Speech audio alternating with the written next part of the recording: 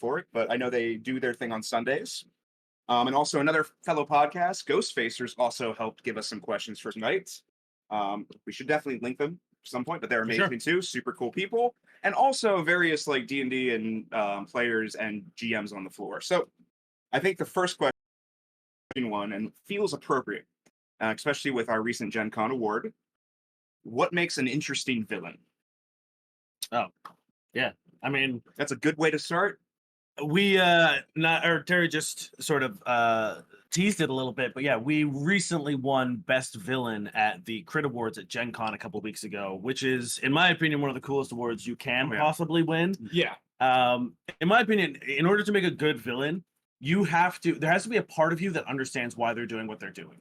They have to be the good guy of their story, right? Like if you don't understand, like if they're just being a bad guy for the sake of being a bad guy, I find that like those can be fun if they're done well and you have like a charismatic enough like persona attached to that villain. Yeah. But I feel like if you want a good villain, there should be a part of you that's like thinks, yeah, I might like I see what I might join them. Like Thanos, for example, being like, right idea, wrong execution. Yeah, maybe. Right. Like he was doing a thing and being like, look, the universe is so fucked, and the way that I can see us not being fucked is by just erasing half of it. Yeah. I do have a follow-up question to that then. Is a villain allowed to be redeemable? Yeah. Can you have an unredeemable villain? Look at Zuko. Yeah. I mean, I'm not saying like, but can a unredeemable villain who's the hero of their own story still be a good villain?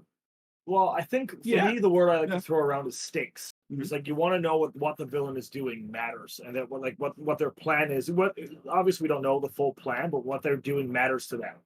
You know, not to give any spoilers away. In a couple episodes ago, we see our villain as in desperate for the first time, which is adds to the stakes of that character and what sort of means to him. So as long as what they're doing matters, to me, it makes it more interesting. You get villains like Dr. Claw from Inspector Gadget. You just see him at the end of every episode being like, "Oh, foiled again." What a deep cut! That doesn't do it for me. It's like you know what he's going to do every time, but as soon as it starts to matter, obviously, to the villain, and you hear it in their voice and how they act, and you see their desperation matching your desperation as a hero, I think it matters way more. We've already gotten weird, and we're one wing in. I love it. I have more deep cuts coming. Yeah. Oh, I can't wait. Yeah, every question we're gonna get further and further into Dr. Gadget. Deeper cut. Yeah, I think it's all about the gray, right? Like, as you said, like, morally gray, like, if you can understand where they're coming from, you almost get, maybe they've gone too far. Maybe they're sick of it. Maybe from their point of view, it's all good, but from yours, it's not. I think that's the best way to have a villain because they're complex. Here's the thing. I have a counter to that, actually. Yeah. In our Skulls and Shackle games, I know no one knows this, but in our Skulls and Shackle games, that villain, you don't really connect with him at all. You don't know if he's the hero of his own story or anything. He's just an unredeemable bastard. Sorry, who is? The main villain in Skulls and Shackles. The guy I always figured... Oh, eat your heart, that guy. I always figured we'd get more of the backstory. I mean, but there have to be more than that? No, because I think like you're looking at, he might be the bad guy, but I also see the villain of that story is like the pirate culture. Right, like fair. It is the nature of where you are that is the real antagonist of being like, oh, there's that pirate council that makes you do all this crazy shit in order to do this and do that. So it's like you can have a villain who's just like, I'm a piece of shit and I'm bad, cool. Yeah, but I don't know if like necessarily if I ever felt like he was the true villain of that campaign. Yeah. Maybe it also depends on what story's being told as well, like for sure. The format. Like for us, for No Quest for the Wicked, right now it's very much character driven. It's all about our backstories and seeing our past and how we got to where we are and how we're dealing with that. So as it mirrors that a little bit. So in those big grandiose adventures, maybe all you need is an interesting hook. And like I'm a evil pirate and I do really cool things. I summon the storm, a kraken, stuff like that. Maybe it has to match the story, but it's totally fair. I mean, that's another good point. It's like we were playing pirates who aren't inherently good. Yeah. So like in order, like we could have been all evil aligned. So to have a character that then is more morally just, and there's nothing wrong with an evil campaign, but like, if you want your players to feel like they're triumphing over something, you kind of have to go further one way or the other. Either the party has to go further and lean full evil, or your villain has to go even further to the villainous side and even further into like the bad side. I also think a good thing, one of the things that I think a good villain needs and that he had that was lacking in all the other things we said is they're scary. Yeah. You know what I mean? Like It Adam, helps. It helps isn't a lot. scary, right? When he Punched the shows up, tank, we're it was like, so he cool. fucking was so cool. He punched the tank.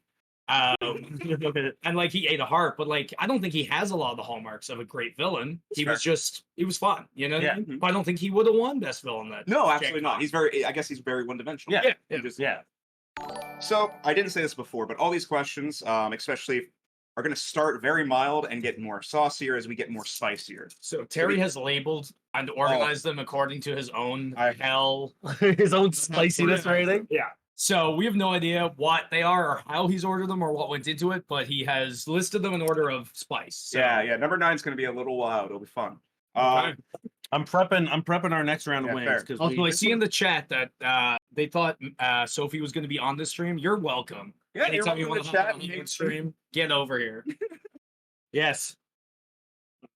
She technically is. She's listening. she's here. She's lurking. We saved her the trouble. Yeah. So I have an easy one, and this is going to be a softball, and maybe a good way to get our. You gotta eat the wing first. No, this is Oh, all it's part of still wing one. wing This is one. wing one. It's still wing one. This is one question No. per wing. Well, Dane sauce it up. Hit us. Yeah. Your character from the Yeah. show. What's their drink of choice? Quick and easy, right?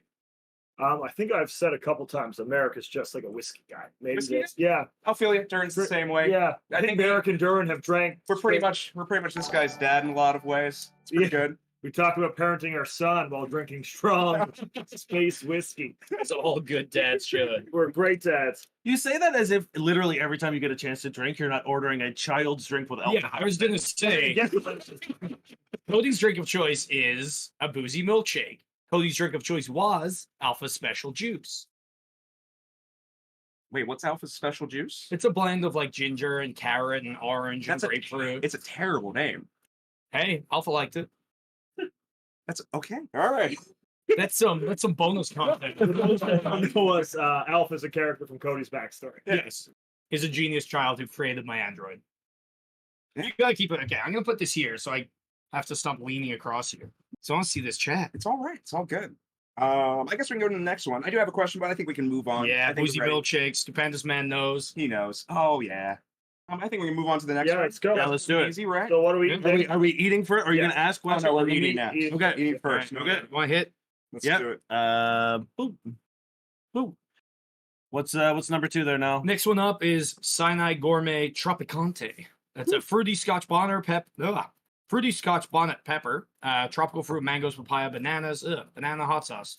Don't like that. I think it's gonna be good. It looks. But then also lime juice and sea salt. I don't like bananas, but hey, let's fucking do I don't it. think we'll worry too much about that. do we do a toast on this Yeah, one? we'll do it. We can still manage this.